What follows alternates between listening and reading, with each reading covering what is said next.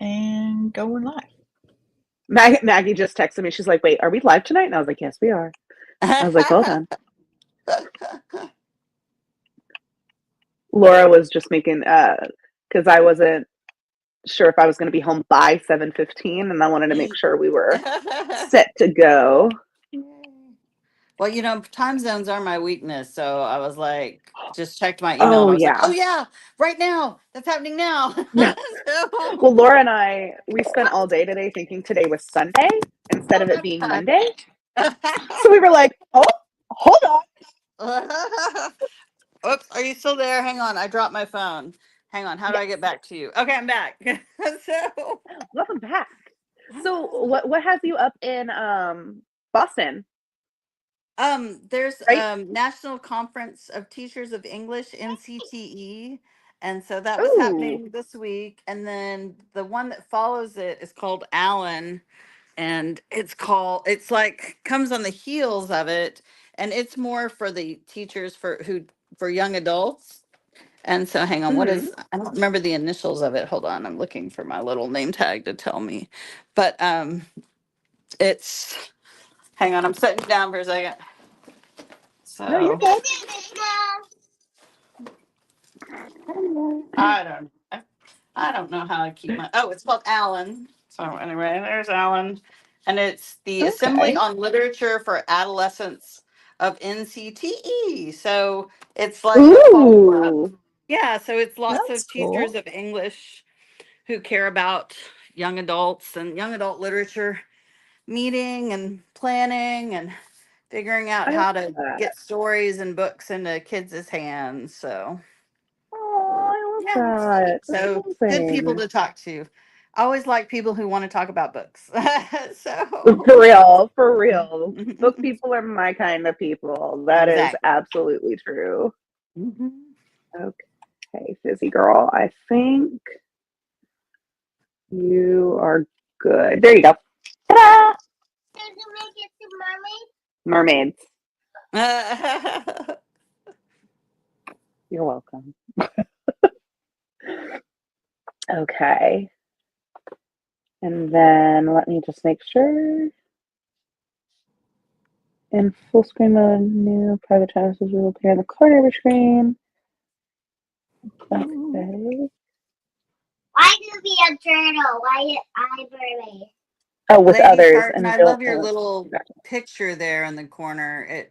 It's like what's his name from the Mighty Boosh is what it looks like to me. I Oh my don't gosh, yeah! Old Oh, man. Noel Fielding. Yes, Noel Fielding. There we go. When he's the goth character. Oh no, it's when he's the goth character in the IT Oh crowd. my god, Yeah. yes! Yeah, Lives in the basement. Richmond. Is it Richmond, Richmond? yes. Yeah. Yes. Yes, in the basement when they have to go to the basement. Yeah, yeah. Richmond. Yes. I love Richmond. Yes. Okay, and we should be good to go. That is golden. Excellent. We have this baby here. Yay! And Maggie and Claudia are here. Hey guys. Welcome, welcome. Hi, Claudia. Hi guys. Welcome. I know we have about 2 more minutes left before we get started because we start at 7:30, so we should be good. I sincerely hope everyone enjoyed this month's read. I know in 2023, this was in my top 10. So I was just telling Andrea that this is a conversation that I feel is like 2 years now in the making, almost, because I read it in January of 2023. So we're just shy. Almost And there. I hope, Almost years. yeah, which blows my mind. Laura and I were talking about that earlier. We were like, has it really been? And we're like, yeah, I guess it has. Um, it's been crazy. And you've been up to a lot since then too, because I you, have. yeah, you did, you had an additional short story, which, correct me if I'm wrong, but it ties into Man-Made Monsters, Yeah. correct? Yep, Walt's origin And stories and Never Whistle at Night. yes. And you got to continue that delightful partnership with oh my gosh, I just blanked on his name. Hawk. Is the last name. Oh my gosh. Shane He just Hawk. had a baby. Shane Hawk. Thank you. I was like, oh my gosh, I I just think blanked. his wife had the baby.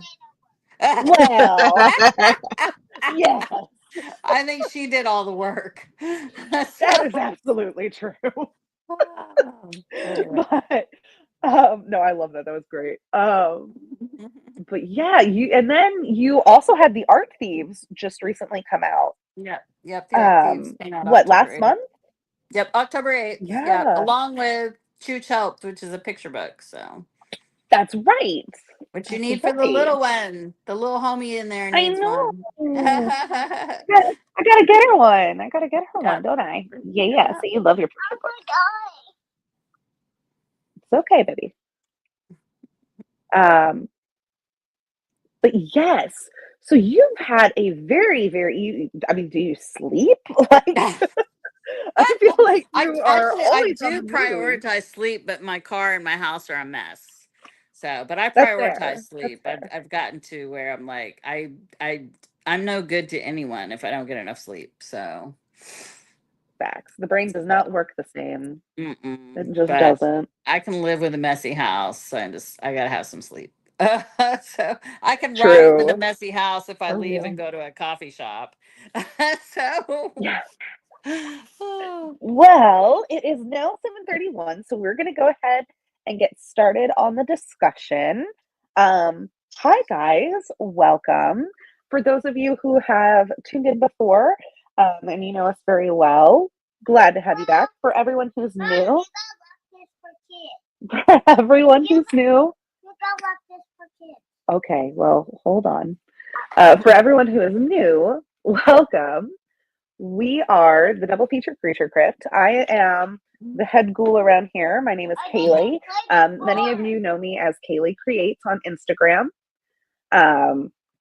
My co-host, who is absolutely amazing, and I'm going to let her introduce herself, is right above me. Hi. I'm Laura, of course, Lady Tartan on Instagram, and pretty much anywhere if you see that username, it's probably me. And yeah, I like to call myself the Muppet casting department because if I can if I can possibly get Muppets in my brain as characters from a book, I will. cool. It's very fun.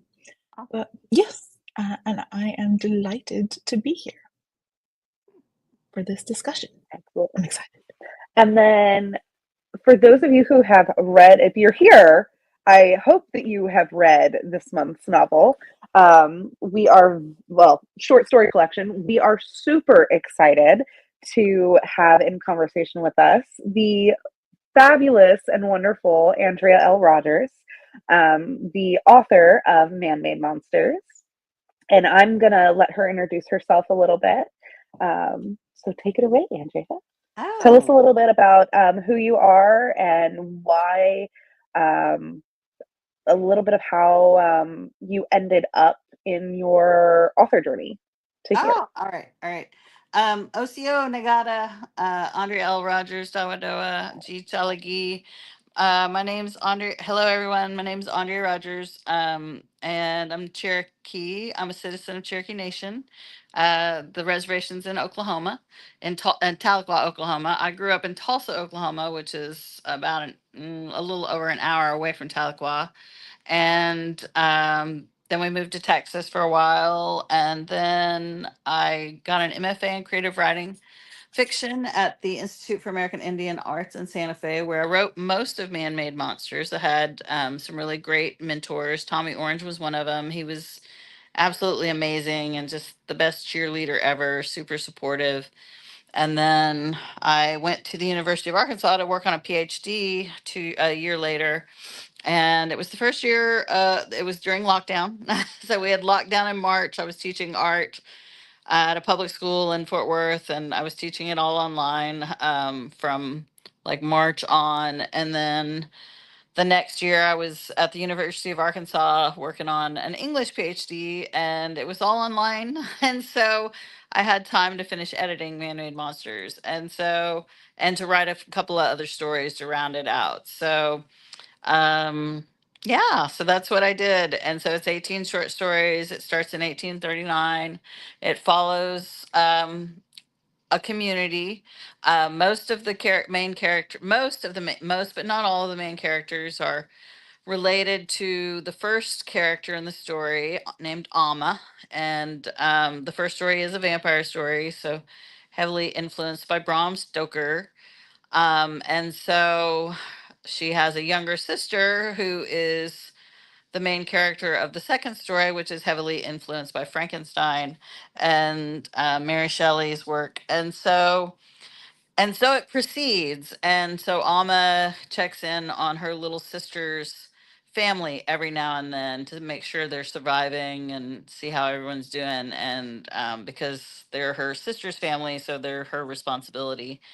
And so, yeah, that's what that's about. And it starts in 1839 and ends in 2039. Well, you guys know all this. I shouldn't tell you this. You guys just read it.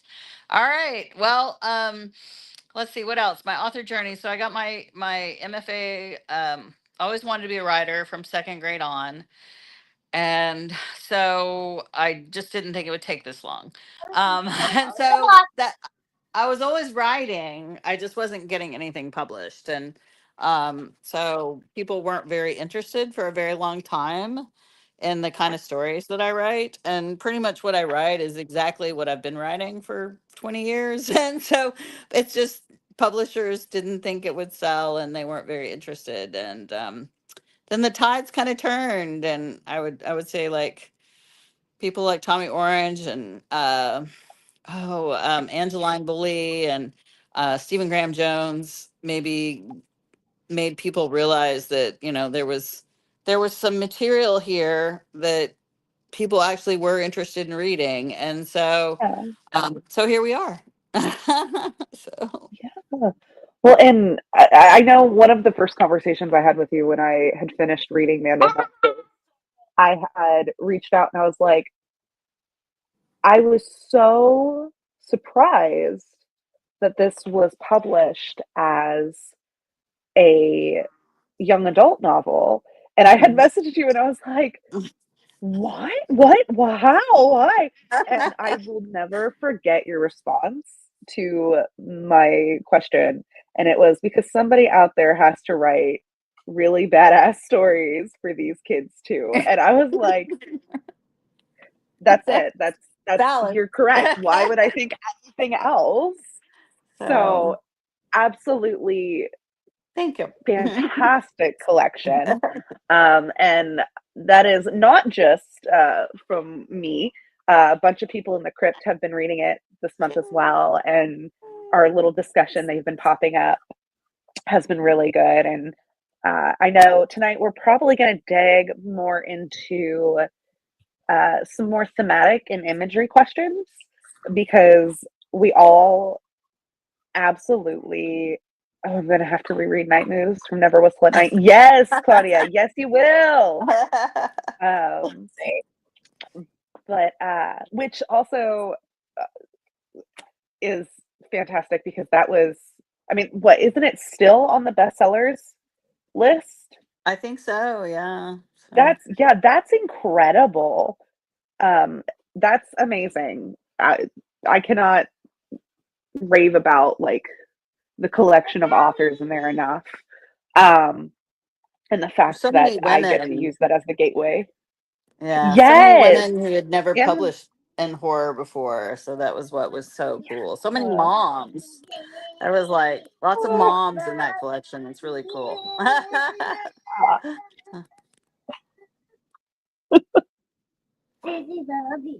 My daughter is saying she loves the rat. I love you. I need you to calm down. Thank you. Please be respectful. Okay, now her look at me. Thank you. Okay, So one of the big things with this narrative, and I know you kind of talked about how you had moved around, right? Because you were in Oklahoma, and then you ended up being in Texas for a while, correct? Yep. So when you started writing Man-Made Monsters, did you know it was going to be interconnected, like, or were they just kind of different thoughts that you had throughout your writer's journey and Oh, you strung them together? yeah. I had, when I was in high school, I liked Faulkner. I liked the Yaknatapa County. I liked figuring out who was related to who.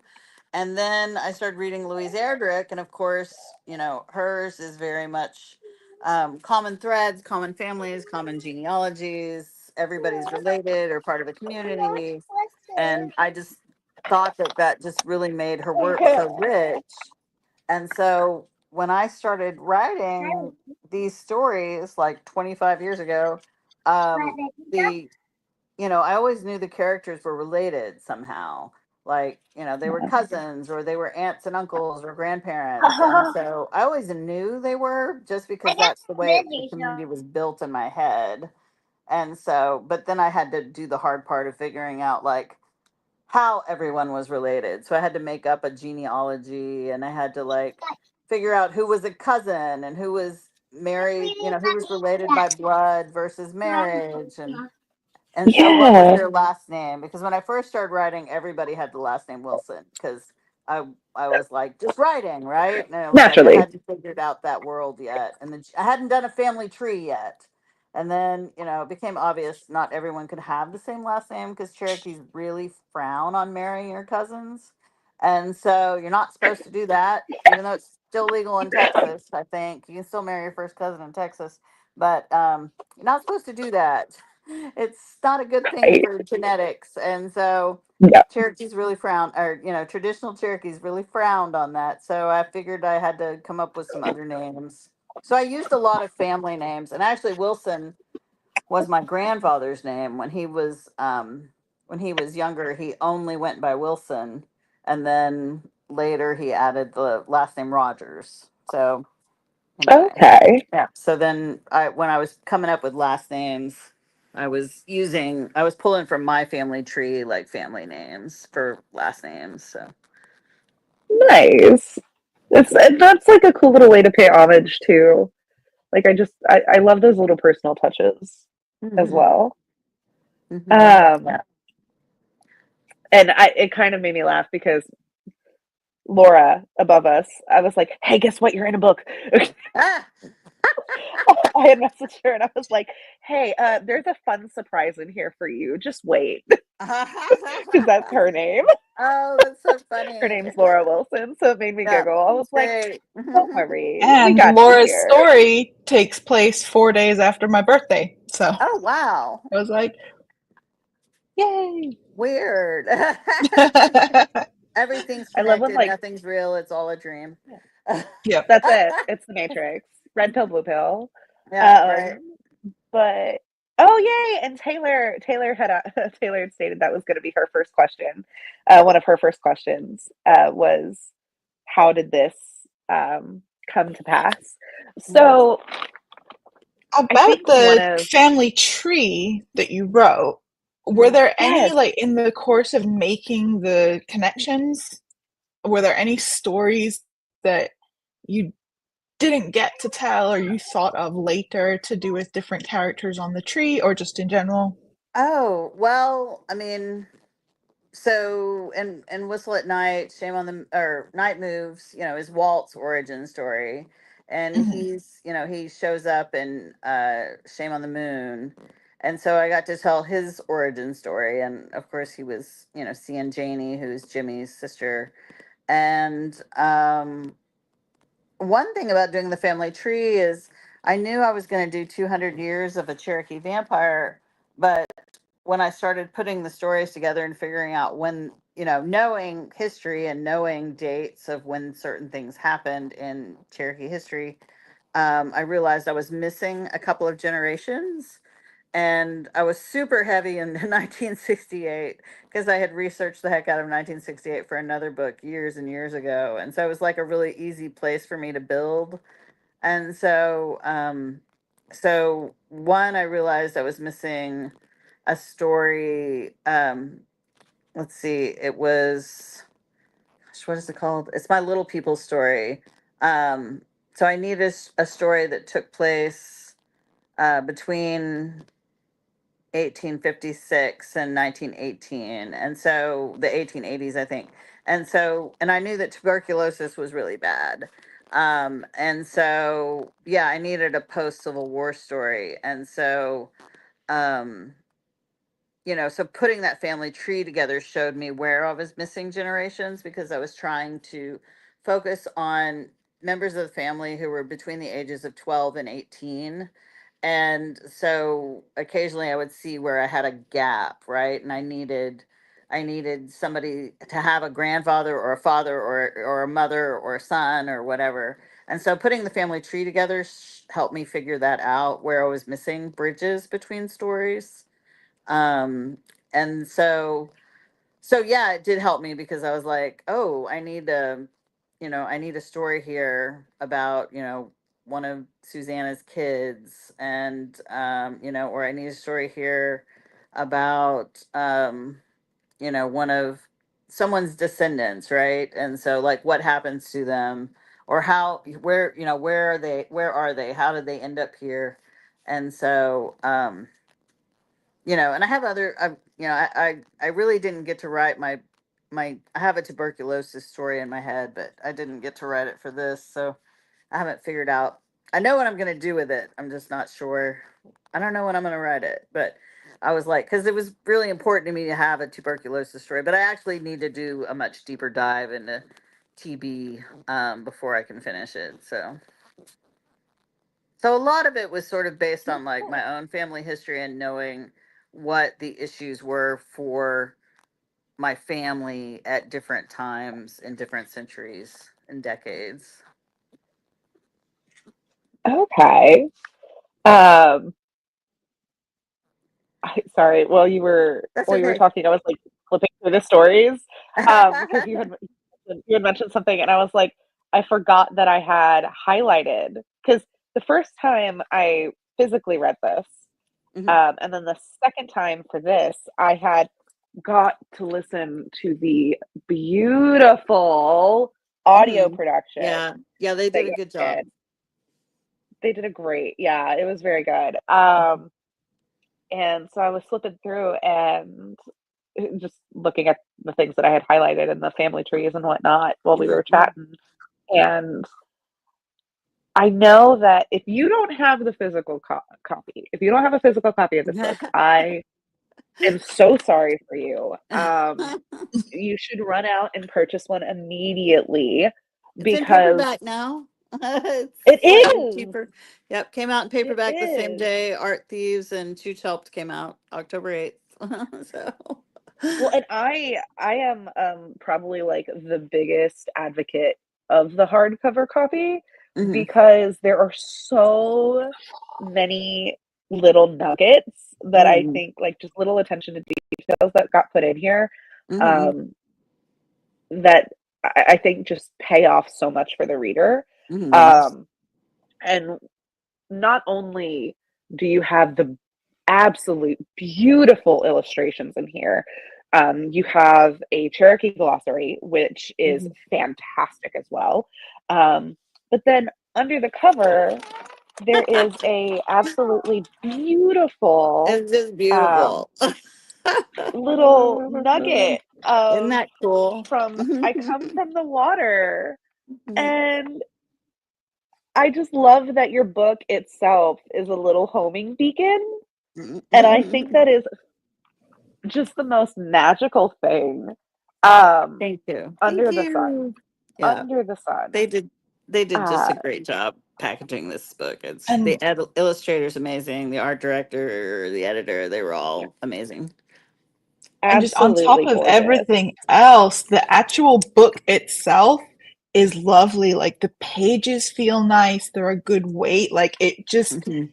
feels like a beautiful Yeah. book, and I think that just adds, like, so much. It's a good service to the stories inside. Yes. Absolutely. As I well. had stumbled upon this. I remember when I had found your book, a couple years ago. I could say a couple. Well, yeah, I can say that now. When I found your book, that January, it was during Barnes and Noble back when they were amazing, and had the buy one get one 50% off hardcover sale after the holidays. Yep, I just hit a sore point with Laura. Laura was like, "Oh, bring it back." No, I'm telling you, their new thing is way better. I had free books for like 6 months because of the points I accrued. Oh, nice. That is fair. Free books are good. But your book was on an out-facing shelf, and I rarely ever go into the young adult section at Barnes and Noble just because of the new way our store is set up. I would have like when they redid the layouts and stuff, I just kind of like don't really see it as much anymore compared to how it used to be with the shelving. Yeah.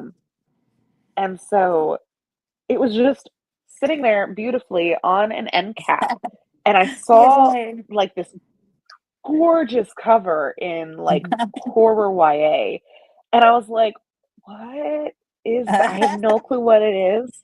I don't even care what it is. That is probably one of the prettiest books I have ever seen, and I made it my first read of the year that year. And when I got to It Comes from the Water, and I had taken the dust jacket off just by chance one day, like just by absolute chance. Because I'm a freak who likes to read with the dust jacket on. Yeah, I am. I'll own it. And I saw that it has that homing beacon underneath. I was like, I like just started crying because I think it is so beautiful that this story, like this collection of stories about so much, but just, I mean, I think ultimately it's about surviving and surviving with so much heart and tenacity that it makes it like through bloodlines, like it makes it through generations. The will to live, the will to see a tomorrow, the will, like, and there's all of these characters. Like, I think one of the most devastating is Maria, most likely, because even though she's got like so much going on and so much she regrets, she still is wanting to see a tomorrow. She is still wanting to see a better tomorrow. She still sees that it might not have been her time for something. However, that doesn't mean that she does not want it at all either.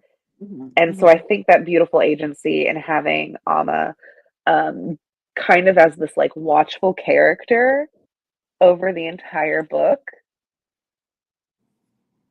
was just chef kiss.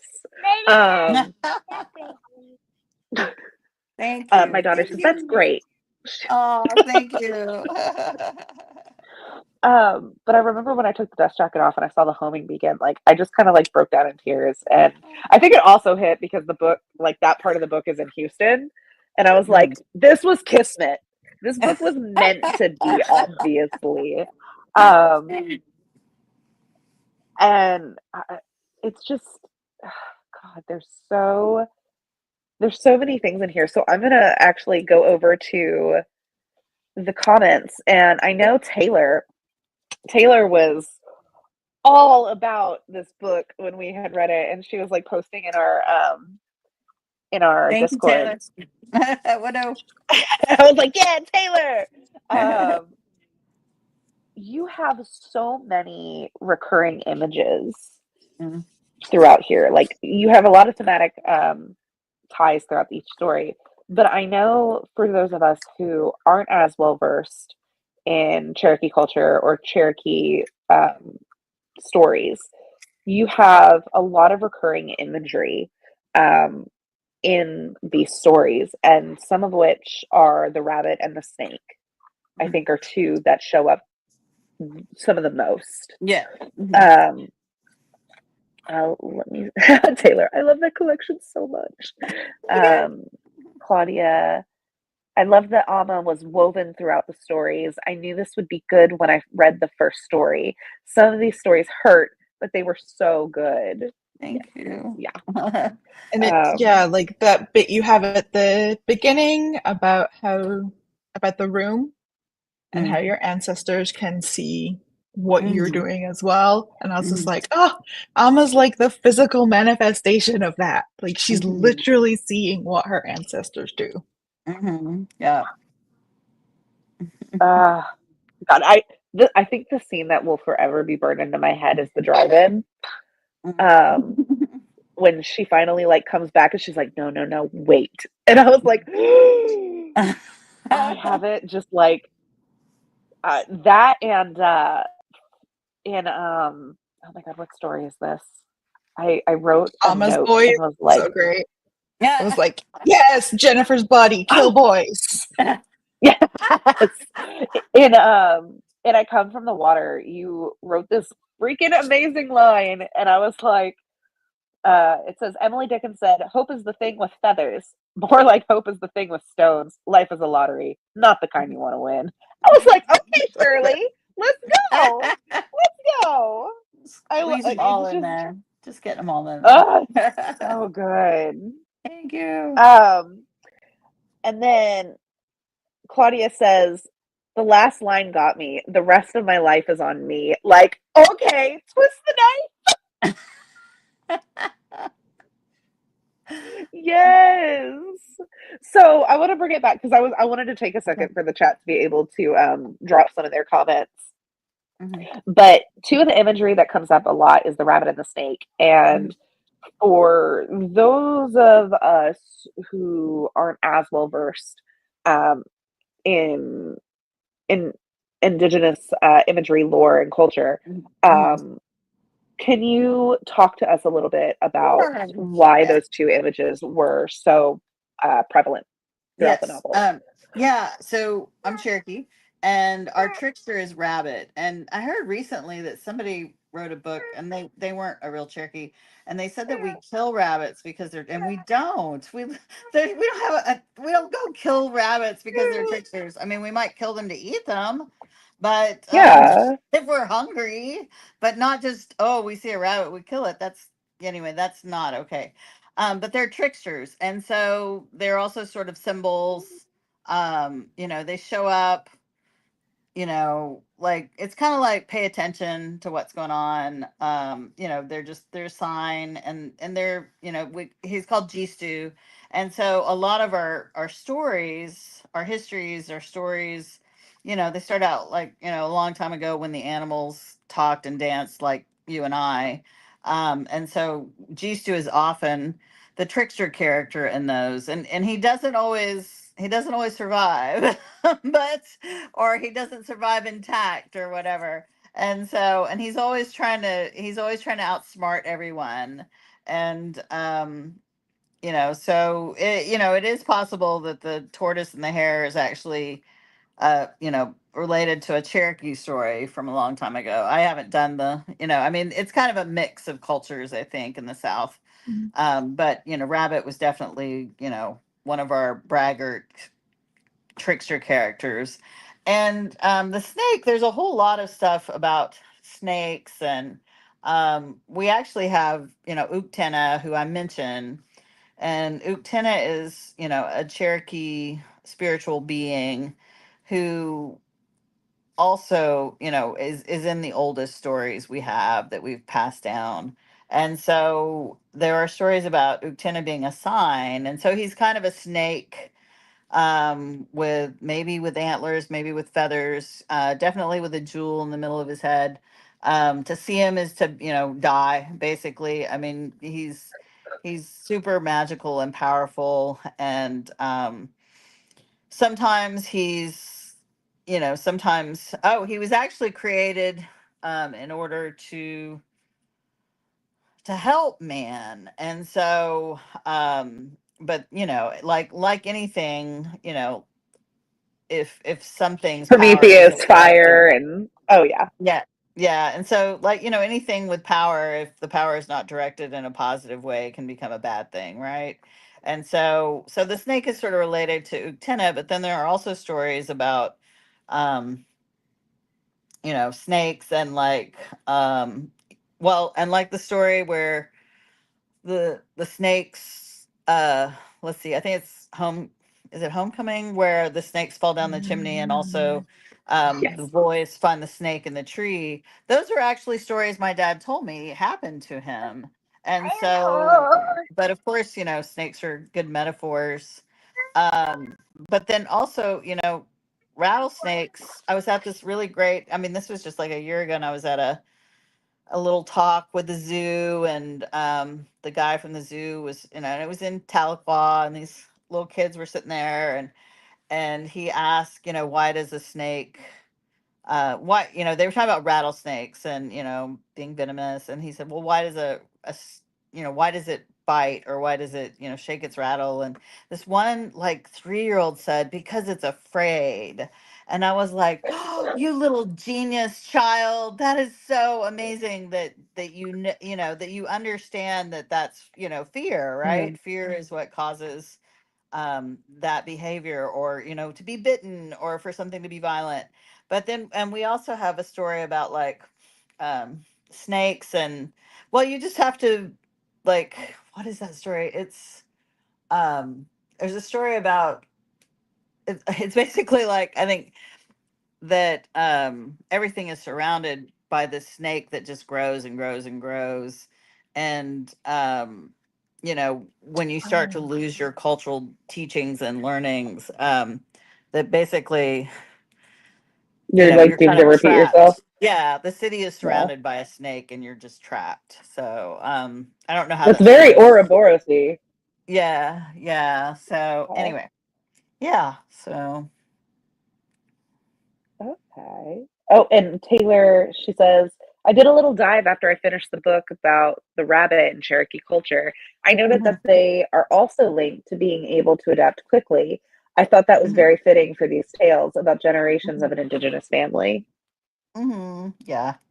Yeah, I tried to get a little rabbit something in every story. And actually, in the Art Thieves, it was funny because today in the talk at NCTE, they said, they were asking me about the books I mentioned in it, and they brought up Bunny by Mona Awad, and I was like, oh, well, that's just to tie it to man-made monsters. That's all that is. So, I mean, I love the book Bunny by Mona Awad, but it's like, oh, that's an Easter egg for people who've read Man-Made Monsters. Is I've got to get one more rabbit in there. so, I love that. That's fantastic. so That is fantastic. I love that. whatever. Um, I know. Okay, okay. I was like, wait, what was my next question? So in this entire collection, and I feel like this is making you choose like I feel like this is making you choose like a favorite child, but are there any particular stories in Man-Made Monsters that you have as like they hold a special place, like like all of these slap, but this one's like there's a little bit of extra special like seasoning on that for you. Yeah, sometimes it depends on the day, and sometimes it depends on what's going on with family and friends and stuff. But I think maybe it's possible it's Ghost Cat, because that's how I was I love dealing with the Ghost Cat. grief over my best friend passing. And so that's probably Ghost Cat. So, because it's in honor of Cynthia, who was my best friend, who died from breast cancer a few years ago. So yeah, coming to terms with that kind of grief. And then, but I also like Snow Day. I mean, which is less grief, a little grief, but it's about the haunted No. house we grew up in. So, oh, anyway. That one had me so stressed out because when I was like, "We're gonna turn the heater on in the car," Yeah. and I was like, No, I've seen Midsummer and I know Oh, what happens. that's Don't right. do it. Don't do it. That's it. I was Well, and so little stressed kids out. don't, That's it. but lots of little kids don't know, which is like, I'm like, Yeah. this is my public service announcement. Okay, don't do this, children. Do not start the car with the garage door closed. It's not good. So, No. Oh man. Yeah. Um, you okay? No. She's trying so hard to stay up. oh, Aw. Um, along those lines, who is your favorite universal monster? Because I feel like there are so many nods to ooh, those iconic monsters. Yes, and ooh, that's where my next question's headed mhm. too, is I'm headed down this path. Um, let's see. It's probably, the monster with no name. So it's probably, Frankenstein's monster. Because the you've got that movie, and then that movie gives birth to The Bride, right? So like it's kind of Yeah. linked, and you know, um, because for me, that monster, you know, it's been adapted in so many ways, and it's originally, I believe, it's originally about the discussions they're having in England about what's going to happen when they finally free their enslaved people. And so, this is like the dinner table conversations Mary Shelley and Byron and Wollstonecraft are having with their very intellectual friends, and I'm sure that stuff is influencing this sort of conversation about what happens when we free these people who we've abused and haven't given opportunities for anything, people we've sold, and we're going to free them, and what's going to happen. And so the meditation on the other, but also the culpability, the debt that the doctor really owes this creature he's created, and he flees from it, right? And so, I mean, it's really about bad dads, I think. And so, and how they should do better. I really think it's about bad fathers, and they just need to do better. I had a great dad, so I can judge, but anyway, but Victor's terrible. He just abandons this poor guy, and this Yeah. guy didn't ask to be sewn together and shocked to life. And then he just like leaves him. And then, the creature is like capable, right? He's capable of so much beauty, and also, an intelligence and poetry, but also so much rage, because of the way he's been done. So yeah, I guess, yeah, it's Frankie. Frankenstein's monster. So, but I am still irked that I don't know. She didn't really give him a name, and sometimes that gets to me. Just maybe it just gets to me because people always call him Frankenstein, and I'm like, that's not his name. But I don't want to be that person. But it's not his name Well, and I anyway. also think it's kind of brilliant as like a tidbit. I think it's kind of Yeah, brilliant that like that Frankenstein's monster does not have a name because names have yeah, power. And in that yes, story, it is legitimately about how do you reclaim power you don't have, that like an yeah, agency that you were never quite gifted of yourself. Like you're a constructed person of other people. Like the whole metaphor there, if you want to go with yeah, like oh out yeah, having a name, yeah, I and think then is and just like, also, it's like when parents tell you, don't name that stray, right? So don't. Once you name him, it yep. belongs to you. And Victor is not about being a dad, anyway.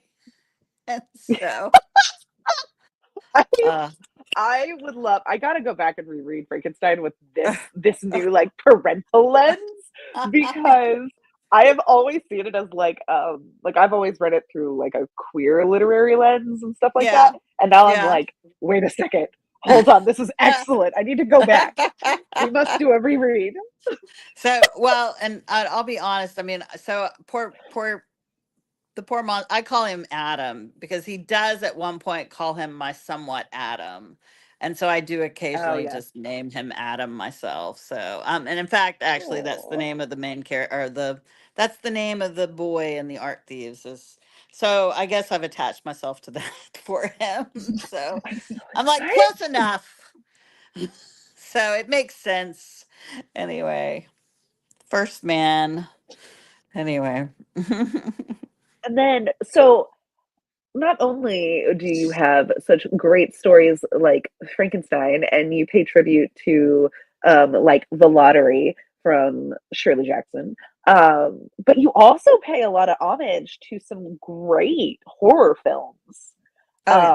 Like your Yeah. multimedia canvas here is phenomenal. And one of the fun parts of the DFCC is we pair each month we pair a book and a movie together. Oh, And I okay. was trying to decide how bad did I want to terrorize our crypt here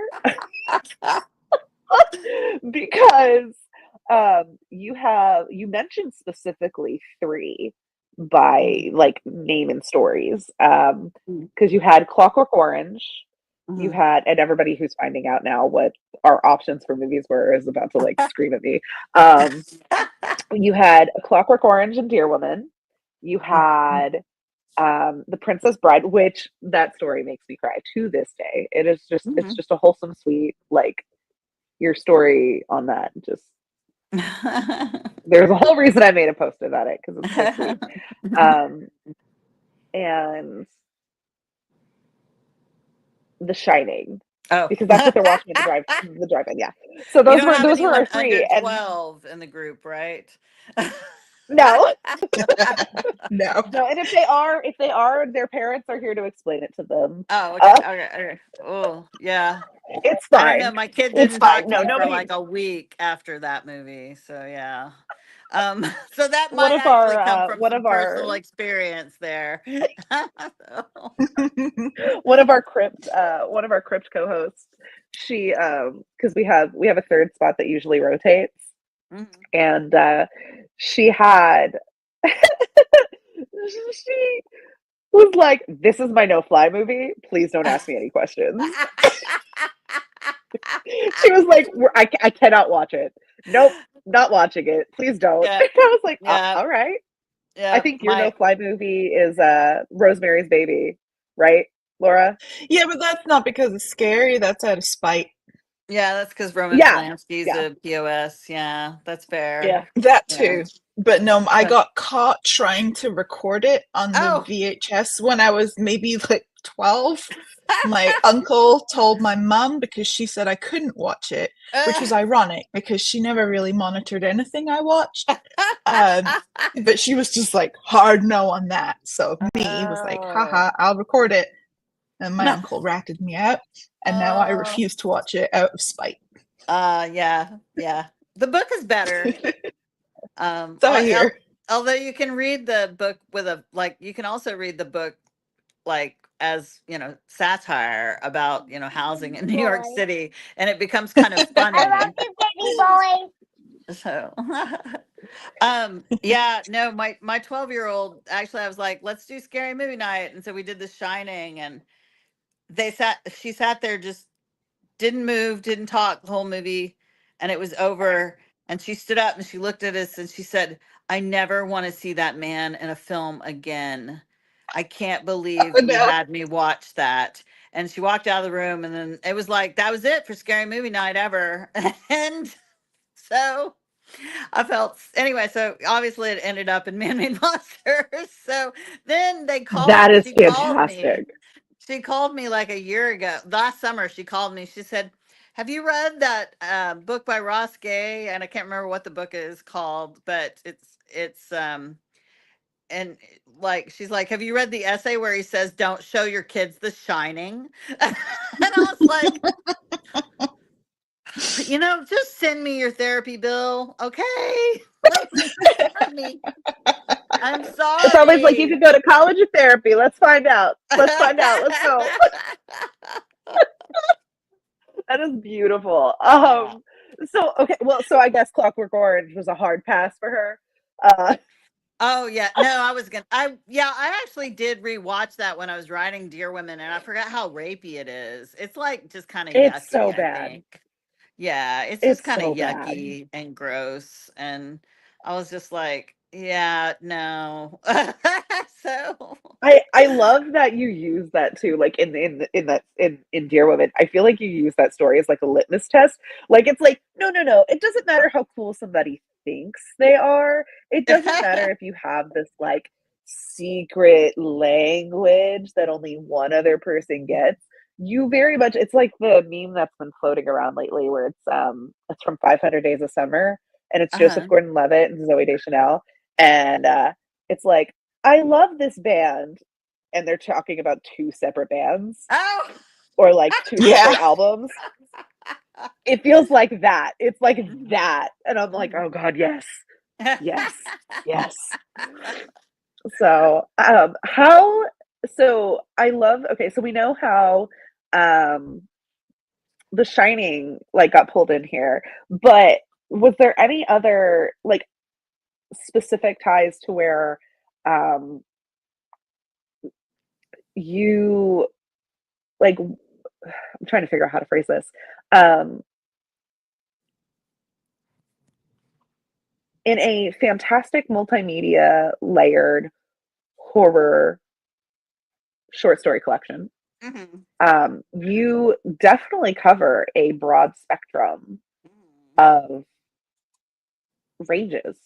Yeah. Um, so it is very clear that you make a beautiful statement that I think is true when it comes to horror and the horror community is that horror is not one dimensional.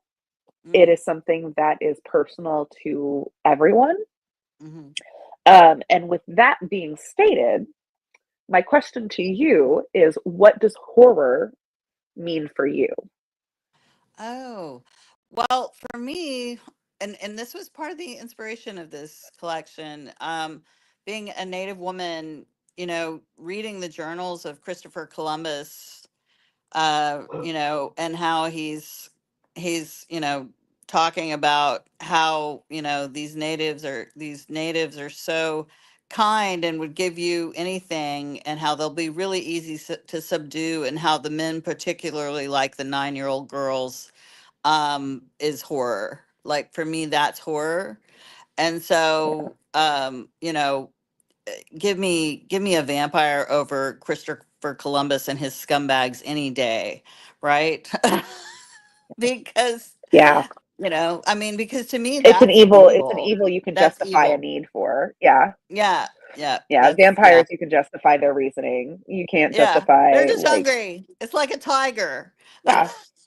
So tigers aren't Yeah. evil, but men who buy and sell and rape 9-year-old girls are. So, and that's Yeah. It's like what's the old adage? It's like the face of evil is very rarely what you picture evil to look like. It's mhm, going to be like the face of a child or the face mhm. of um like somebody you trust. Yeah. Yeah, a family Yeah. friend. Yeah, yeah, yeah, yeah. Yeah. That's Oh, speaking of insane. movies, though, I did want to say, so like Shame on the Moon is, it's my outsider story, right? Except I've got a Yeah. werewolf who's a greaser.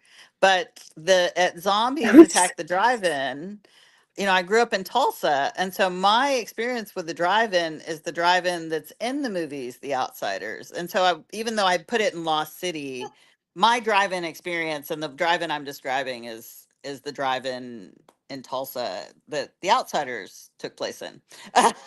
So, and it's That's in the cool. movie. So, and they filmed it there at the theater the drive-in theater we used to go to. So, That's awesome. so, that has blown my mind. I am like, oh, that's so cool. I also Sorry, love that like that you rocked me for a mentioned second. Near Dark. oh God, I love that movie. That's one of my favorites. And I Oh, discovered Kayleigh hasn't seen it. So now I'm very excited That's to true. I oh, have I not, and I love watch was like, Near what? Dark. Oh, yeah, we Yeah, watched that on VHS so many times. And it's such a Texas movie. You have to see it because Yeah. it's like, I don't think it's actually in Texas though, but it feels like it. And the Yeah, accents and stuff, definitely. it feels very, it may actually be in New Mexico or something, but I'm like, I don't know. It's such a, it feels like a Texas movie. It's so good. Oh God, I love that movie. so, so yeah, Hold on, I'm gonna I take a felt second to like a look real at this. jerk because I was talking to somebody once and I was buying a sticker that they made of, and it was of Bill Paxton in Near Dark, and he said, that is the best vampire movie ever. And I'm like, well, yeah. and then I was like, oh, shut up, Andrea. Yes, he's mansplaining vampire movies to you, but, he didn't mean it like that. But, whatever. But you certainly did. You're like, well, duh. Yeah, So I'm like, I love that movie. like obviously, is there any other choice? I love that. Right. So I'm like, I have lines I swear we had I lines love you, memorized for that baby film. boy. Hello. Hi,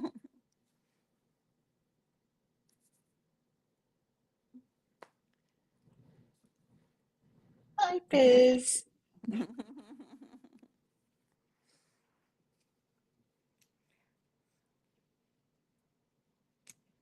So yeah, One of near the dark. stories I Go ahead. really loved was Deer Women. Okay. Thank Um, you. and I just felt like I was like telling Kayleigh, like, oh, I was like, this is such a cool like companion story to go with The Only Good Indians by Stephen Mm-hmm. Graham Jones. I was just Mm-hmm. like, oh, you're This just elf woman. perfect together. Yeah. I was like, I don't know, just the vibes really matched. And it was Mm-hmm. such a, I don't know, a powerful story in the mentioning of the does laying down with women who had been Mm-hmm. brutalized or injured. And Mm-hmm. I was like, oh, I love Mm-hmm. Deer. Oh. I'm So like, now yeah, I and love I love Deer. those girls. I love those girls in that. So I like, I Yeah. mean, it was important to me that we not play that I not play in the tropes of like girls competing against each other for a man, like there's only one man around or something. I mean, and so it was really important for me to show that because I actually taught at an all girls school, and I mean, those girls were there for each other. I mean, some of them were. And I mean, but the ones who were like friends were like, they were ride or dies. And that's what I wanted to show.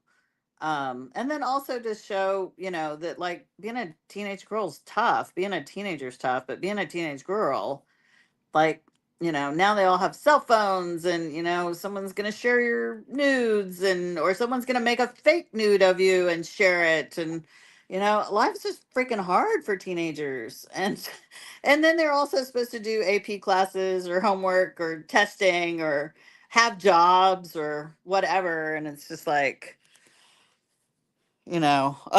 it's just a lot. I wouldn't do it again. Yeah, me So neither. Couldn't pay me to be a teenage girl again. no, no, yeah. Yeah, I'm not sure which was, I think high school, well, I don't know, middle school and high school were pretty much a dead heat for what was the most awful. So, oh, anyway, hell, yes, I agree. So, Let's be a teenage girl. Isn't that the tagline for Jennifer's Body? Oh no, it's Hell I is a think so. Teenage Girl. hell That is, is a teenage girl. Well, don't mess with yep, that's us. it. Don't cross us. No. So he had it coming. I'm So, double checking here. I'm double checking our chat, and I'm double checking the feed from the Discord real quick, making sure that um, we've touched on just about everything because we had some fun. I think doing real. We had some fun doing some watch alikes and oh, okay. some we had watch Oh, yeah. alikes at the end of all of our discussions. We pair the book we read with Uh-huh. watch alikes, and Uh-huh. we also pair it with read alikes. So Uh-huh. for us, I love my that. recommendation, this is so bonkers. And I feel like when you read the whole collection, you're like, oh, wait, no, that checks. That makes sense. I love it. I My love selection it. was The Twilight Zone. Okay. And then Laura was like, is it wrong if I mention Free Willy? No, And I'm it's like, not at perfect. all. It's perfect. Not at all. I love that. Mhm. So these were our watch alikes. Okay. If you could recommend a movie or and we watched The Princess Bride as our crypt movie. Yes. That's what we watched because Yay. several different people, several different stories, great narratives that tie together over long spans of time in a kingdom far, far away. Yeah. I mean, it's just good. And then Yes. everyone was like, Yes. how does the Princess Bride, because they hadn't made it past the half point yet. Oh, And they were like, how does the Princess Bride tie in here? And I was like, just wait. I'm coming for tears. I'm coming for the good tears. And Well, so and that's one what thing. would I mean, be I was going to say, culture-wise, that's one thing we miss. We don't all watch the same movies anymore, at the same time. right? Everybody can watch anything they want. Nobody's sitting down to watch the Friday night movie. No one's sitting down to watch a certain series every Right. Wednesday. Like Charlie Brown's Christmas doesn't even come on TV anymore on, Wednesday night before, it's like, so we've lost cultural touchstones that used to help us build community in sort of a Yeah. weird way in this country that has no culture of its own. So anyway, go ahead. What was your question? What would I? Sure.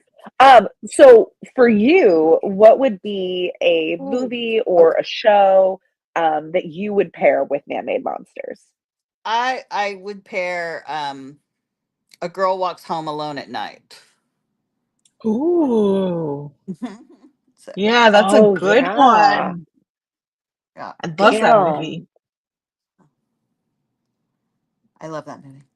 And I was tentatively calling this A Cherokee Vampire Walks Home Alone at Night, but in my head, right? So Yeah.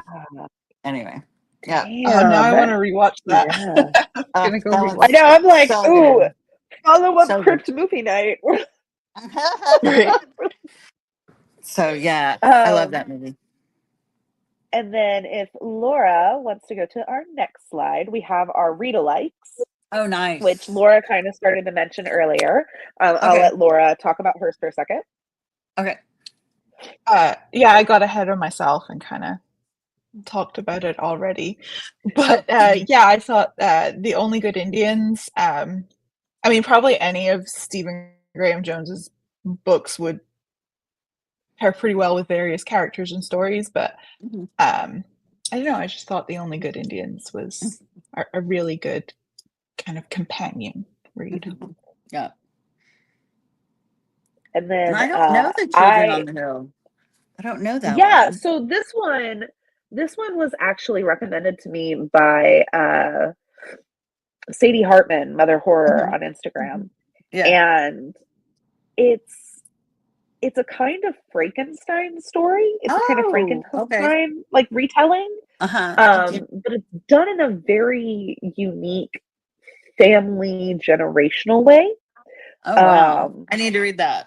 and yeah, it just there were some touchstones. It has like some of these supernatural elements. Mhm. It has these siblings. It goes back and forth between two different timelines, Oh, cool. and then they Okay. end up uh, converging. Mhm. Essentially, like you find out, like, oh, this is all a certain thing. Mhm. That's not a spoiler. I feel like it's kind of set Okay. up in the Okay. beginning. Yeah.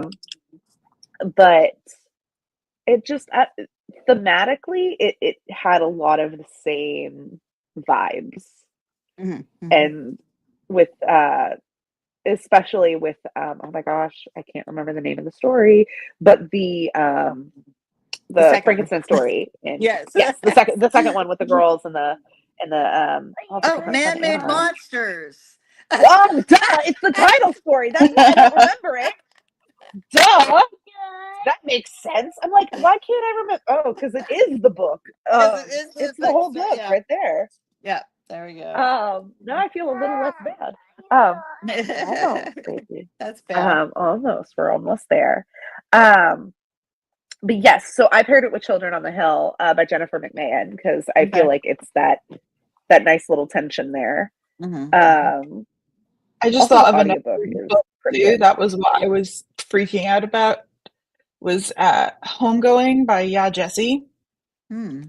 It doesn't have the supernatural elements or the horror elements, but it's a multi-generational story, starting with a family in Ghana in the 18th century, Oh and kind of wow. follows Okay. through their descendants. Okay. Like one Cool. of the, I believe, two siblings. One stays in Ghana, the other is slave traded Okay. to America, and it follows their journeys. Oh, that That would sounds be good. another. That sounds interesting. I need to check that one out too. Okay.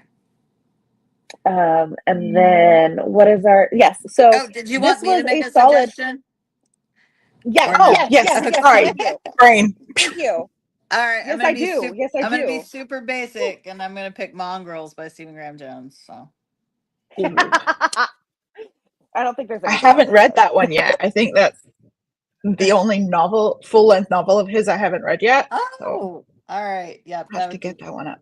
yep, get that one. Okay, go ahead. I actually, one of our other rotating crypt hosts, he's helped us a lot on the back end with things in the earlier stages.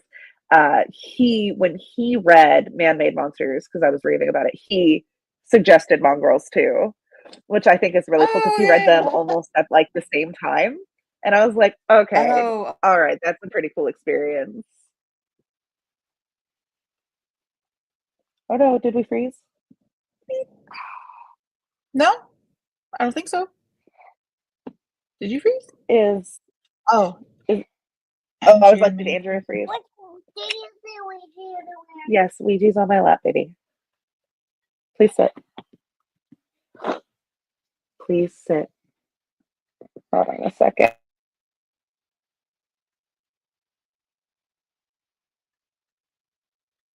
I did too. Kind of both of them really. They were really good stories, which I think was another thing I loved doing as I read the book, and I was so grateful I had the family tree at the beginning. Was seeing like I'd read a story and be like, "Oh my gosh, like this Hey, is so and Andrea. so's grandchild. Let me go back and see." Hi. And it was What's her that back? was like Shame on the Oh, Moon, this and one. then the next one was American. Oh, Andrew's back. Yay, sorry, she's my back. phone died. I was You're sitting in the chair being comfortable. So for us, this was a solid 5-star read for us. We both, Yep. and that takes a lot. I know for me, Oh we talk because Laura and I. This sounds so elitist, but I feel like we do have some kind of merits on how we rate books. There is some kind of system. We did go to school, so we understand a whole lot of like what it takes to write these fabulous stories, and we also understand that like a lot of these ratings are just like horror. They are very individual to us. That's But I fair. know for me, what makes right, like what's a review? A 5-star for me, it could be a 3-star for you. It doesn't really matter. But what I love the most about it for me that made it 5 stars were you had so many, and I think this is very powerful for it being YA, especially. You had so many overarching things that left the reader like they were able to go back and they could chew on more and more and more and more. This is a collection of stories that only gets better the older you get. Like just the fact of it ages very much like a fine wine. And the older you get, the more you see the wisdom in a lot of these stories. The older you get, or even reading it, just like at that point in life when it finds you, there's just so much to take away on so many different levels. It's not just a basic, this is a family and this is what they went through. It had so much fat to chew on for me. And I felt like every ounce of this family was like throughout the story was put to good use. And nothing sat or got wasted or just left behind. So that's what made it 5 stars for me. Thank you. Appreciate it. Laura, what about you? Yeah, I mean, definitely some of those similar things. I was also just mentioning that I did love that multi-generational facet and the themes that did carry over, but also, yeah, I had so much fun. Like, I would read something and be like, ooh, like, let me go back to the family tree and see, oh, this is so and so's granddaughter, and this is them, and this is really fun to see. Like, that's what happened to them. Like the American Predators. And then I was like, oh, okay, so that's cool. That's so much. I loved that. And again, yeah, it's something that makes me think. And what Kayleigh said about it being valid at any point in your life and reading it and then getting better. But I also think like I would have loved to read this when I was a teenage girl. Like, I think it had so much, it would be such a powerful thing to read. Yeah. And just, yeah. Thank help you. realize That's you're huge. not Thank you. alone as a teenage girl. These Mm-hmm. things you're feeling are kind of universal. Like it's you're not alone. Mm-hmm. Yeah, and you know, the life really can be a horror story, but it also can be beautiful, and you know, you can have friends who'll be there with you to help you be that final girl, right? So. Let's see. Taylor says, I will definitely have to do a reread of Man-Made Monsters because there's so much that I want to catch all the little Easter eggs. I will definitely have to do a reread. Oh yeah, it ended up getting sent twice. But yes, absolutely. And I highly recommend. I feel like once if you read the physical, you should definitely go back and do the audiobook. I think the 2 narrators that got chosen were just fantastic. They did the story so well. And if anybody watches Reservation Dogs, one of the male narrator is from that show. Lane Factor. Jeez. Yes. Yep. I begged for him. I reached out to my editor. I was like, please, please, please, can we try and get Lane Factor? And the audiobook company was like, oh, but he's never done it before. And I'm like, he's an actor. And I think he can read. So I think he'll be okay. It's in his job description. I love that. I don't know. Unless somebody's reading all his lines to him and he's learning them that way. I was like, okay. Right. Unless he's being, what is it, Leah Michelle? Yeah. Andrea was so right when she said Taylor. She needed something for these kids to read. We need more of this. We absolutely do. And with that being said, I am going to let you pitch us your next, what's currently out now, The Art Thieves, because hey, who isn't excited about this? So, The Art Thieves is one of those okay, so with Man-Made Monsters, way back when I had written all these short stories, people kept telling me young people didn't want to read short stories. And I was like, I think you're wrong, but I don't have the money. So I guess I have to keep talking to people and trying to talk them into publishing it. And then finally I was like, well, maybe I just need to go back and take one of these short stories and turn them into a novel. And so this one, The Art Thieves, I was like, I could do this as a short story, but it would be so much better as a novel. And so it is about a young girl who works in a museum in Texas, trying to save up money for college, and the world around her is in a cycle of drought.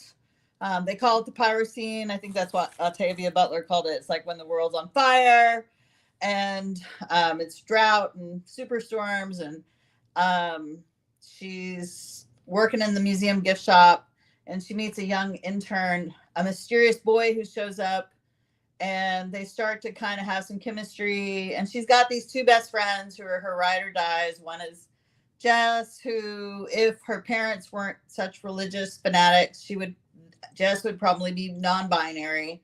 They are around their friend Lauren and Stevie, and then Lauren is Black and into coding, and is writing apps for fun because she's such a nerd, and so she's like trying to save the world with an app, and so this mysterious boy shows up and they're developing a friendship, which might be more. But then he confesses to her that he's from the future and he's there to steal a piece of art. That's why he's working at the museum. And so he wants her help. And so she is like, oh wow, this guy's cuckoo. And so she anyway, but then a series of events happen that make her believe him, but she has a younger brother who has life-threatening allergies, who she loves more than anything. And so there's a situation arising where if the world goes to hell for 90 days, her young brother might not survive. And so she has to make a choice which will tear apart her family, but it might save her brother's life. So anyway, that's the Art Thieves. And so there are art thieves and there's an apocalypse. And they called it, well, I've started calling it an Indian Territory futurism because I want to include all the tribes in Indian Territory. So the 39 tribes that were moved to Oklahoma. And so originally I was calling it a Cherokee futurism, but now I'm broadening that term. And so they call it an apocalyptic time travel love story. So the Art Thieves, and it's beautiful. Look how pretty it is. And then it's got like little pieces of art all through it. And here's the outside of it because it's also beautiful on the outside. Wait. Look at this. Look at these birds. So yeah, it's so gorgeous. And then it's got a playlist in the back. And then I went through today and listed all of the books that I name check in it, except for one because that jerk got canceled recently, and it wasn't Cormac McCarthy. It was a different one. Anyway, but then there's my playlist. It's a side A and a side B, so like an album, so it's like a record. And I really tried to lean into finding native musicians a lot of native musicians that a lot of people don't know about. And so so that's the Art Thieves. And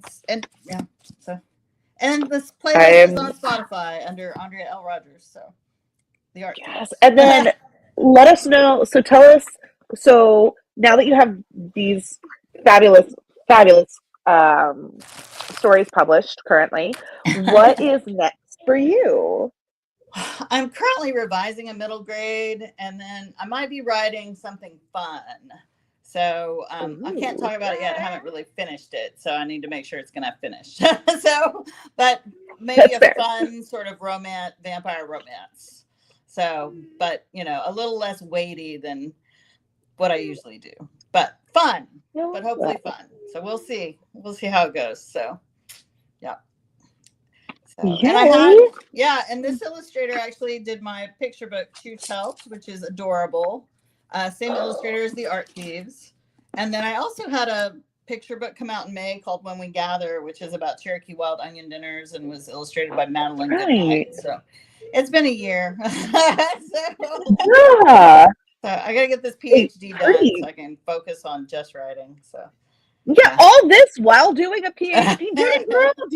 I mean, it's amazing that you prioritize sleep. Yeah. That's why I'm not done with this PhD yet. So, as my mother told me, school isn't going anywhere. Someone told me tonight, I said, I got to get that thesis done. And they said, a finished thesis is a good thesis. And I was like, you're not wrong. You're not wrong. We've had that. Laura and I have had that conversation with each other plenty of times. We understand that very deeply. Like, what do you call a doctor who made C's? A doctor. Doctor. Still a doctor. Still a doctor. But we wanted to thank you so much for taking the time to chat with us and writing these fantastic novels. Oh, thanks for talking about it and reading it. I appreciate it. So Thank you so much. sure. Oh, This is May very is gonna love it. May is gonna lose her mind. May will love the art thieves. May is a friend of ours who works at a museum. Oh Um, yeah. Art She does heists. a lot of really cool stuff for them. So I think it sounds really up her alley. She's another one of our horror girlies. Yeah, I don't know if she wants to carry it with her into work because That's it. It's not an instruction manual. We promise. no, I don't give details about how to steal the art. So But we wanted to say thank you so much, and we look forward to all the different things that you have to come.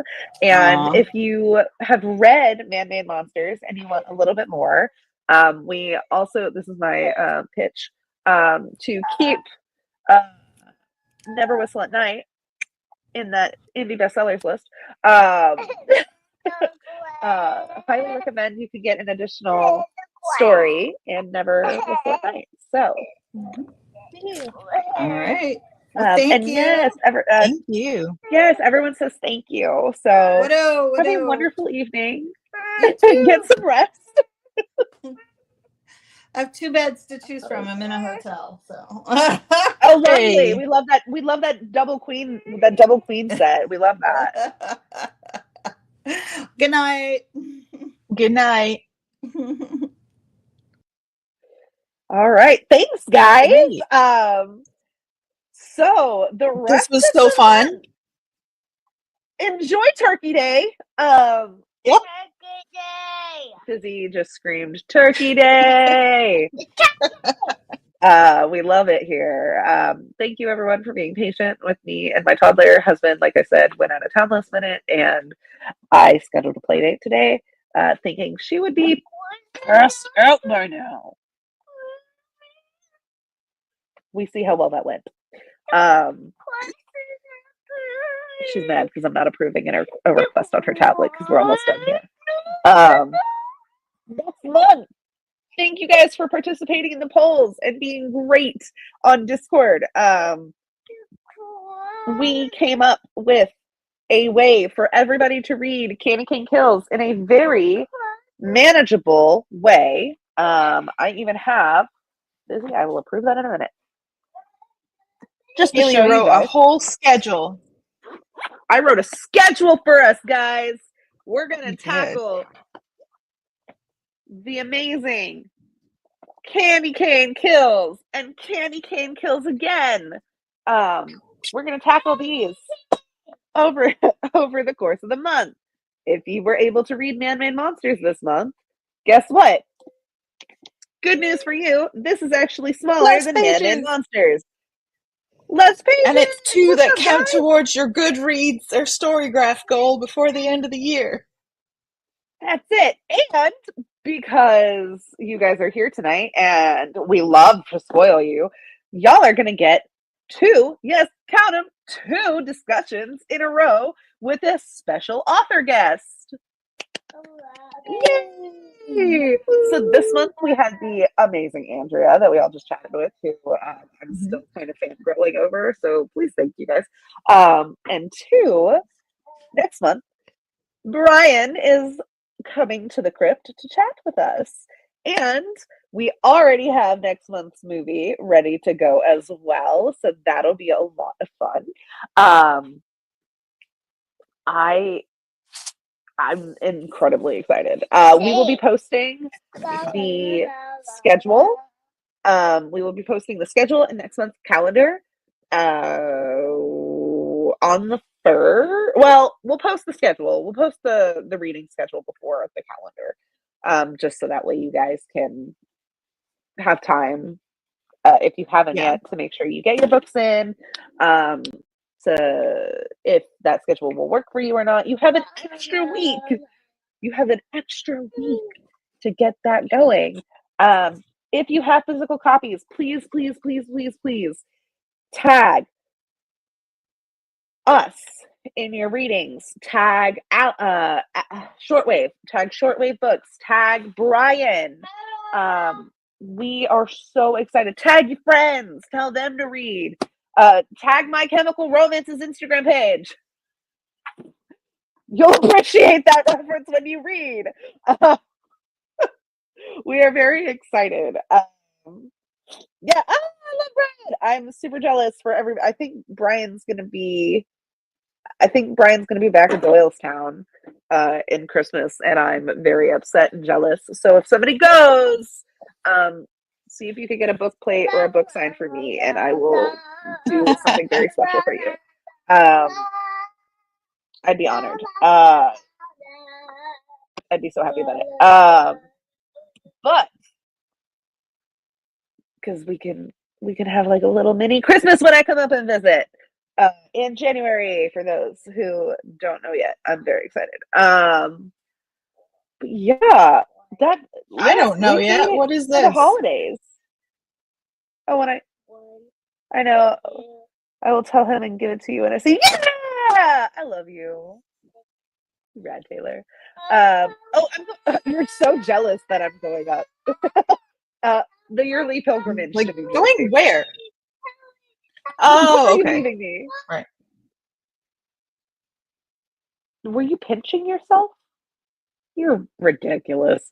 So, yes, we will post the schedule this coming week.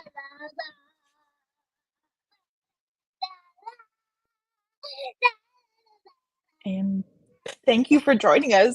This was so much fun. Also, music is by my phone. She's our outro music. Fizzy's singing us off. I'm not trying to be mean to you. I'm trying to finish. She did. Thanks. And she even brought my mic from the computer room. Aww. So she could sing because she's hysterical. And I love her. I can sing. Yes, Tell her you to can write sing us a very jingle. well. That way we can write have us a it when we jingle. come on.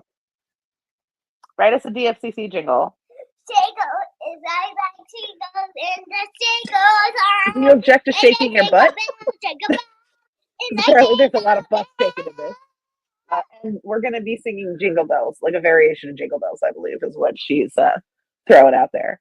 Jingle bells, jingle bells. Also, if you have we were going to suggest themes for January, but I think Laura and I came up with a good theme. So we're going to have you guys send us book recommendations instead.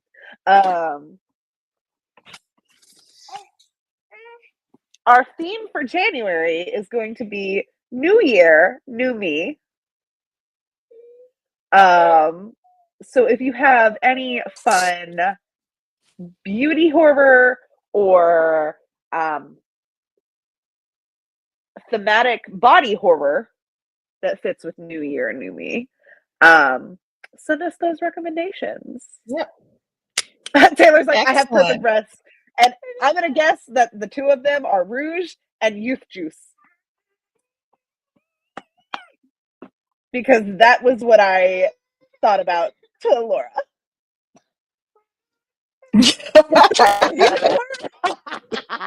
I knew we had our people. I'm so excited. Yes. Put them in the book recommendations tab on Discord. Go ahead and just light it up because we love having multiple options to go through. Because we try to do like a mainstream, a new release, and an indie. Or like a backlist we try to do to make sure that we can accommodate different needs. So as a little Rachel, which one is Rachel's body horror? I mean, I guess Such Sharp Teeth would be. Maybe, are you talking about Bad Dolls? Yeah. Would it be Bad Dolls? That would be New Year, New Me.